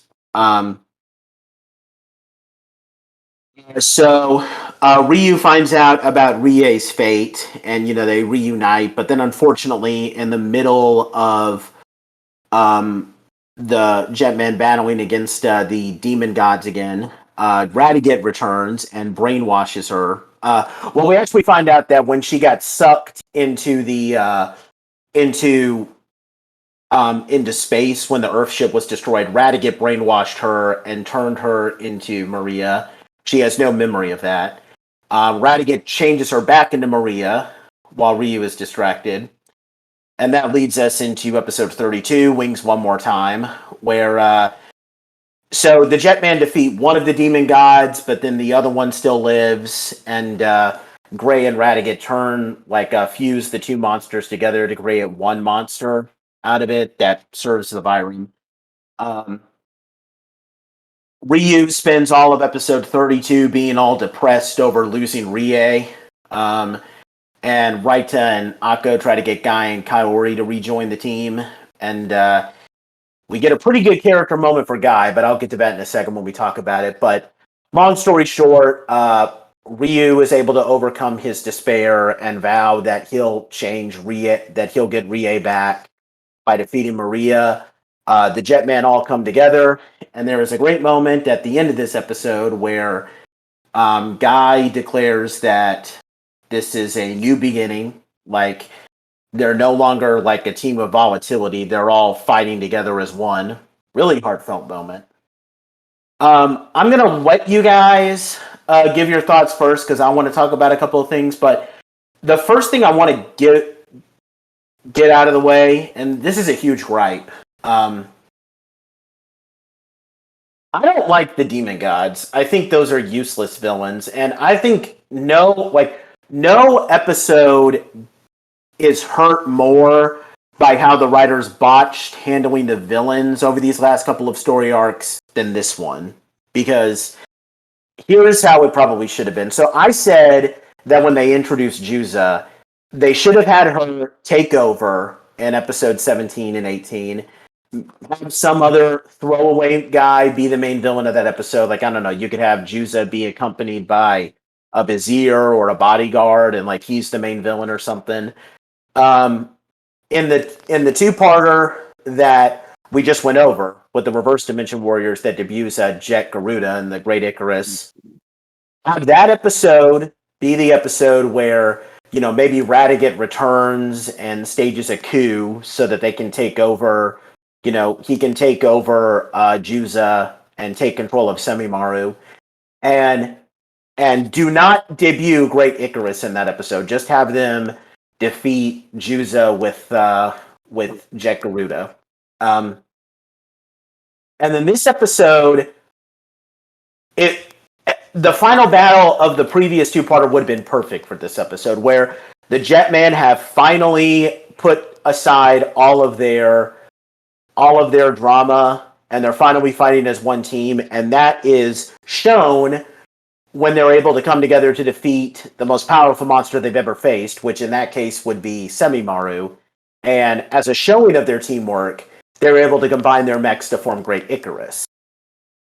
This should have been the debut of Great Icarus, as a showing of them finally working together as a team. And they try to do something because they have the Jet Hawken combined with the Bird Garuda to create like the Icarus Hawken, but it just doesn't feel the same. Like, that is a huge gripe I have. Like, no episode is hurt more by how this season botched its villain story arcs than this episode, in my opinion. But you guys can talk some more over what you guys think. I just wanted to get that out of the way. I'm good. You want to go first, Anthony? This one really confused me because it was like it felt like it was setting up something with like with the first creature, you know, like killing all those people and sacrificing and you know all that. I felt the first monster should have been more important because he was the one that was doing the most work, and then you just throw him away and then have the other two take over, and it's like, what was even the point? Well, I mean, That's the my demon issue. gods in general are just pointless villains. I mean, they Yeah. were, but it was just the fact that like that main one that was causing all the mayhem just gets killed, not even by the Jetman, but just by the two he was trying to revive. It's like, it's so stupid. I'm going to throw in a quick note here, and I'll let you continue, Anthony. But I'm done. Oh, you're done? Okay. Yeah. Well, I'm going to make my quick comment and see if Patrick wants to say stuff. But I honestly forgot the villains of this three-parter by the time we got here. I don't Oof. blame you. Like, I had to go read the episode synopsis online while y'all are talking to refresh Dang. myself on all that because I forgot. And that's a testament to how forgettable they were and just how pointless they were. Semimaru should have been the main villain of this three-parter. Yes. Agreed. Yeah. Nathan's idea that he presented is a much superior story than what we got. Mm-hmm. And again, I just feel like they don't know how to write characters and they don't know how to handle their villains because they don't. No. Do you wanna give thoughts, Patrick, or can I go for it? Well, you're already talking, so you can keep going. Okay. So the biggest plus for me of this three-parter is we finally see a potential end to this godforsaken love square, not love triangle. God damn it, Raita! Why did you get involved in this? It doesn't really play much of a part in the next few episodes, at least not as far as I remember. Yeah, I'm just saying that Raita was part of the love square, making it a square. But anyway, No, I was talking about the love square in general. oh, okay. So it's nice to see a potential end to it. It's nice to see Kaori has developed feelings for a guy. And it's really nice to see Guy accept her feelings in such a... Is dignified the right word here? I think it is. He was Yeah. really dignified. He was really respectful.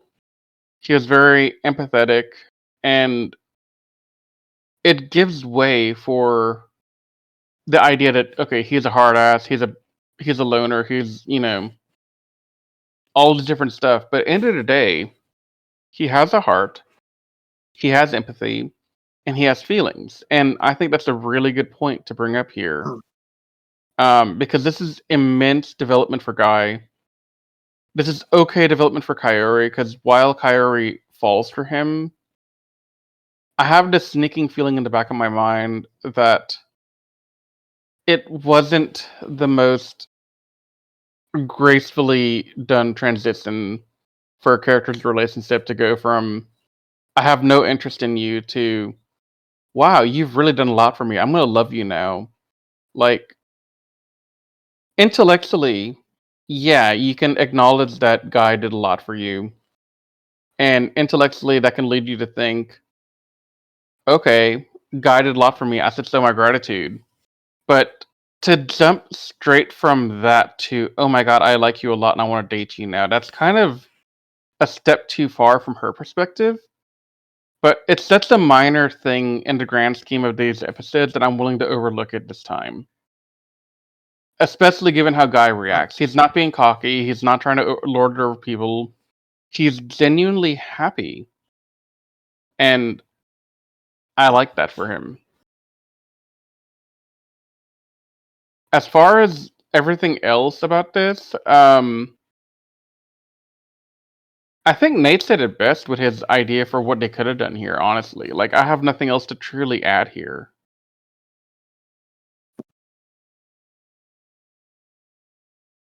You want to add something, Patrick? Yeah.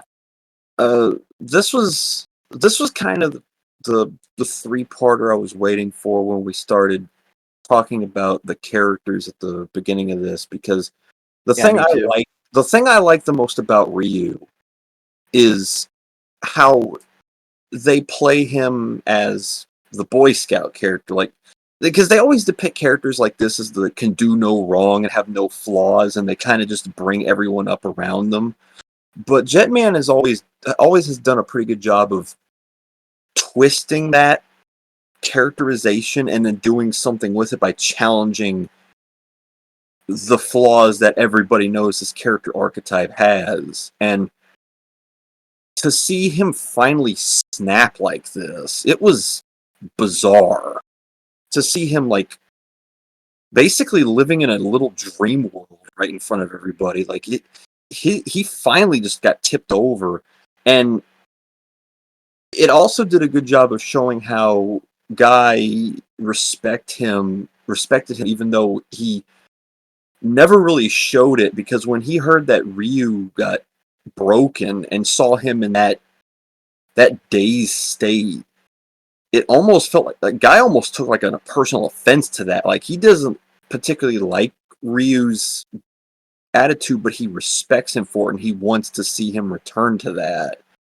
And it was just like the two of them. This is their story. They're the two shining characters in this season. That's the way I think it was intended to be, and to see them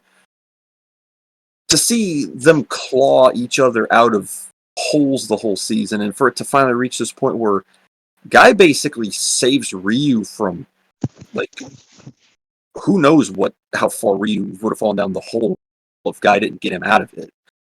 So Yeah. this was like the peak.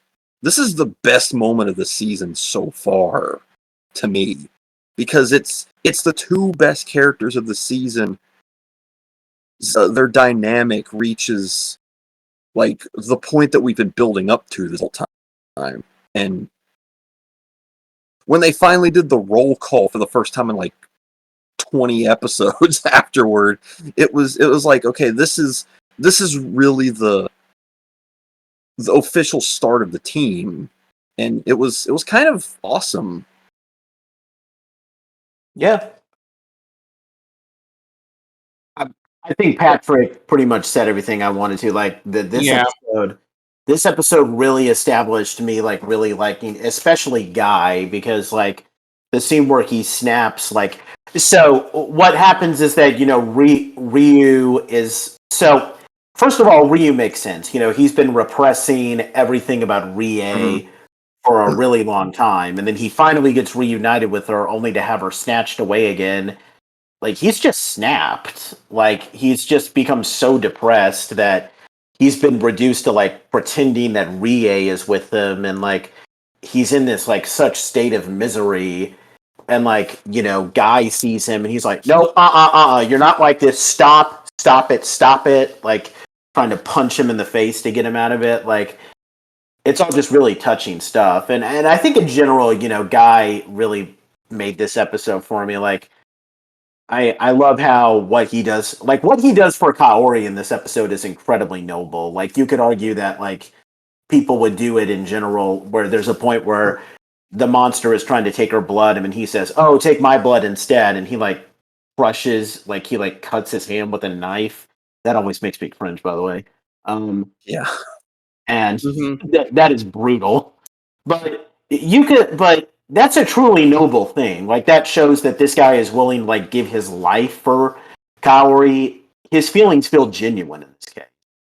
So, yeah, I like, this is probably, I would probably say that this is my favorite episode of the entire season. With, like, if I had to pick my favorite non-finale episode of this season, I would pick this one. I don't want to give it a 10 out of 10 because I have issues with the villains. I wish that they had the final battle with Semimaru being like a big climax to bringing it into all this internal drama. So I have to take points off for the villains. This episode gets hurt by that. But if I discard all the villain stuff, everything about this episode with like the drama and like the end with them acknowledging like a new era. I love that scene, by the way. It's one of the most heartfelt moments. This episode is perfect with all the character drama, in my opinion. Yeah, just to reiterate and echo Patrick and you, the interactions with Guy and Ryu at the end here truly establish so much character growth for these two characters, and everything Ryu goes through is what I was hoping to see from Ryu at some point.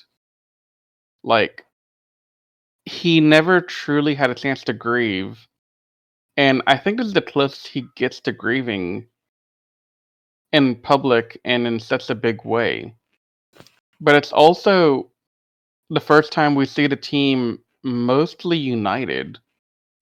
Guy has never truly been united with Ryu. Guy has gotten along pretty well with Akko and Raita and Kaori, but him and Ryu have always had that tension going, you know? Very Jason and Tommy-esque in a way. Like, Who Wants to Be the Leader, as they did in that one episode in Mighty Morphin where they did that big race around the mountain and all that to prove who's better. But it was nice to see in this episode all that feelings coming out and establishing Jetman proper finally united after 32 freaking episodes. I just want to say I like the growth of the two characters.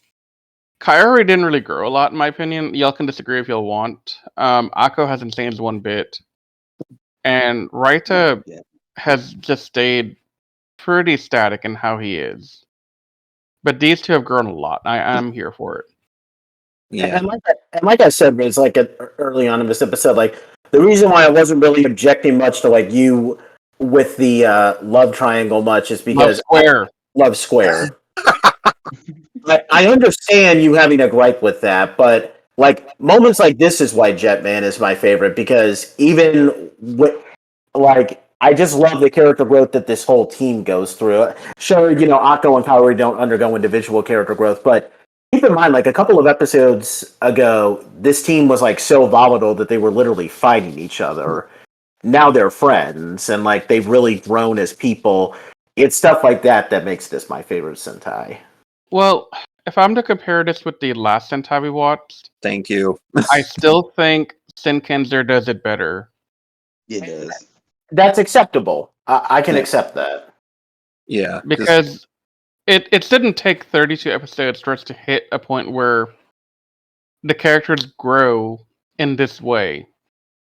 Like, okay, I know I said Takeru's hot garbage, and I know Takeru was a really bad character up until the big reveal and all that came out.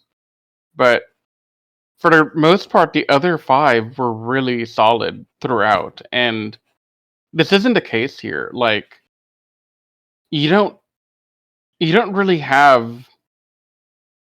Honestly, I don't know anything about Raita yet. Like, beyond the fact he's a farmer, beyond the fact that he's like this soft heart guy and he has this girl that he likes a lot, but he clearly doesn't because he keeps going after Kaori. Like, I don't know his personality beyond that, and that's kind of a sticking point to me for him. Yeah. And Eh. this was. Oh, you gonna finish Riz? I had another thing I was going to say, Okay, but go you can for go it. ahead. Go for it. Okay. Yeah, I was going to say that that's my thoughts on Raita. Like up until this point, like he hasn't really had a clear path of what he is. Akko's had no path at all, and Kaori has had like very flimsy and weak development that I can't acknowledge he's a good character yet. He's just kind of there to be the token pink, in my opinion.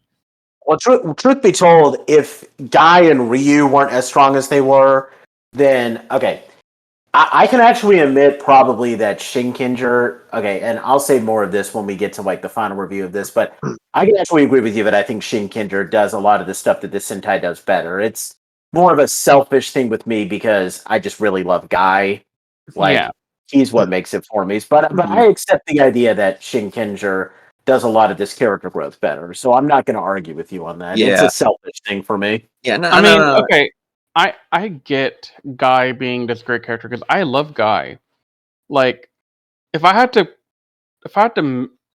merge Shinkenzer and Jetman's cast into one team and then rank them, I would still probably put Guy in the top 3. Maybe higher, but definitely top 3. Like he's a really fantastic character. It's just he had really unfortunate character development because the writers don't know how to write characters. Yeah, I feel like if Jetman came out at a different time, it would be much better. Like if it came out in like absolutely. maybe, like I don't know, maybe if you gave it, like maybe if Shinkenger's head writer Yasuku Kobayashi got this in like maybe the mid 2000s, it would be a lot better. Like, well, I think it would have been a lot better with most any of the current Sentai writers we have now, even for Zenkaiser and Dawn Brothers. Yeah. Like, I don't think we specifically need the Shinkenja writers to be the ones at the helm. I think we just need it to be more modern times. Yeah. Because the Sentai, from what I've seen and what I've read, you don't typically get a lot of development on the characters in earlier Sentai. Not until like, from what I read, maybe not until like, do I want to say Aber Ranger is where that kind of gets more in depth? But No, I would say Mega Ranger maybe. I haven't seen Mega Ranger and I don't know too much about it, so that's probably why the discrepancy exists there. Because when I hear great Sentai characters, I hear Aber Ranger a lot. Oh, But And that is true. The Alpha Ranger has great characters in it. yeah. But I think I can see around Mega Ranger having them too, from what I've read about it. Mega Ranger and Ginga Man had very strong casts. But Time Ranger has a really great cast too. So It I think does, yeah.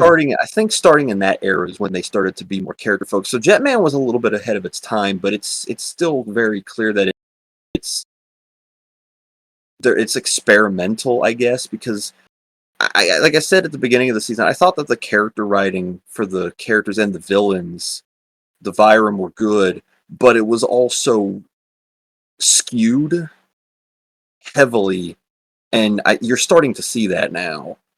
Mm-hmm. Because it's Ryu and Guy, and then the other three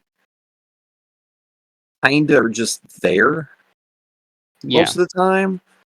And that's like even always Shinkenger, at least Mako had some episodes where we got to see her clear personality. exactly. Even if she was And I mean, Mako had stuff that we knew what her character is all about.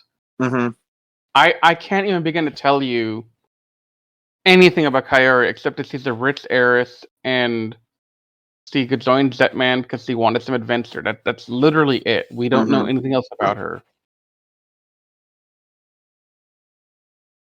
Yeah, and like I said, I mean, I'm sympathetic to all of this. I can admit that Jetman probably does things better. No. Shinkenger does things better, but I just think that and it's best that I'm talking about it in this podcast because we literally focused on the episodes that show really great character growth for a guy. Like this is why Jetman is my favorite Sentai, and I'm not going to jump down your throat if you disagree with me. It's just it's just how it is, and I hope you guys can understand that at least. No, I get it. Yeah. But it is also making me feel reassured as to why I prefer Shinkenger. Because this is my second favorite season, and I've said that a lot. And the reasons I always say is because I thought Shinkenger's entire cast was overall better developed, and on this rewatch, it's really starting to cement itself in that regard. So it's like if somebody tells me that they like Power Rangers SPD more than they like Power Rangers Time Force, I guess. I'm not going to jump down your throat if you think that, but I disagree, but I'm not going to jump down your throat because of it. Which is actually funny because as time's gone along, I've actually started to prefer SPD over Time Force. So you get out of here. Okay, we got to do a comparison video on that. You take that back. Nah, I'm sorry. I mean, I do go back and forth on that, but yeah. Do we want to add anything else? Because I think normally this is where we would transition to character and villain stuff, but I think we just kind of already did subtly transitioned into that and gave our thoughts without even me having to announce it. Although Riz, I do want to add, with Patrick, I mean, he already knows how it's going to end, so but Riz and Anthony, how have your character rankings changed any at all? No. No? I'm thinking about it. Is Guy still at the top? Yes. Okay. And the reason I'm hesitating here is I don't know if Raita is still the second. Okay. because Ryu's performance in the end there was really powerful. And while I don't think he's like a spectacular standout red that I'll remember in like 10 seasons from now, the character development he's showing here is much more substantial than what we get from Raita, Kaori, and Akko. So I definitely think that yeah. I definitely think that my ranking here changed a little bit to have Guy, Ryu, Raita, Akko, and Kaori. And And what you about? will note that Akko has moved above Kaori. Yeah, I was about to say that. And the reason why, I didn't really touch on this in the episode where it happened, but while I don't like Dan's character, I like Akko's reaction to him, and I like that had Dan stuck around, Akko had a good chance to break out of this mold she was in to gain some character. And also, like, there's subtle things about her in the last couple of episodes we watched. Like, at one point, when Ryu takes Kaori to the grave, she's trying to distract a guy with ice cream or whatever the heck they were eating that day. And it was endearing. Like, I liked it. I liked it more than I like Kaori's character at that point. Because again, Kaori hasn't done anything that gives her any growth. Yes, acknowledges Guy likes her and that she likes him, but it still feels a little superficial on her end. So, yeah, that's my new ranking as of now. And what about you, Anthony? It's pretty much the same as before. Although I do want to ask you this, because with Riz, I mean, he hasn't seen as many Sentai. Like you've seen a bunch. Like at least as things stand right now, and I will ask you this question again when we get to the end of Jetman. Would you say that guy ranks in the top 5 or maybe even top 3 of like black/green Sentai Rangers? You talking to me or Riz? I was talking to you. I would say yes. Okay. I would also say yes here, even though you didn't ask for my opinion. Okay, well, that's fine. Yeah. You will get it anyway. All right. Well, in case anybody else doesn't want to add anything, next time, so we're going to be doing 2 more videos for podcast. Sorry, for Jetman.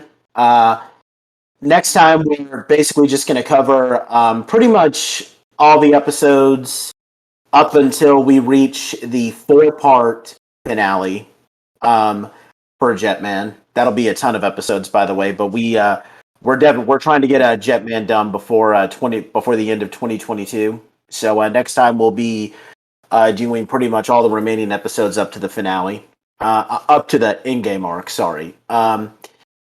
We hope you guys enjoyed this. I know that Riz and Anthony are probably going to be happy that the love square isn't going to be as prominent in these next couple of episodes. Thank God.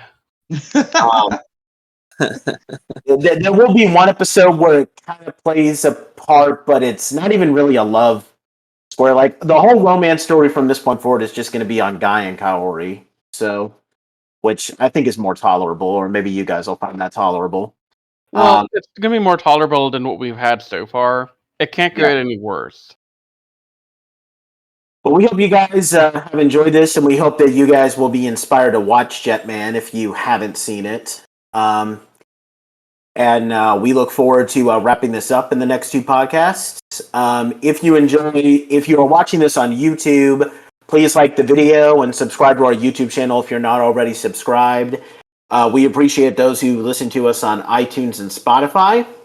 Please check Anime Secrets out at animesecrets.org.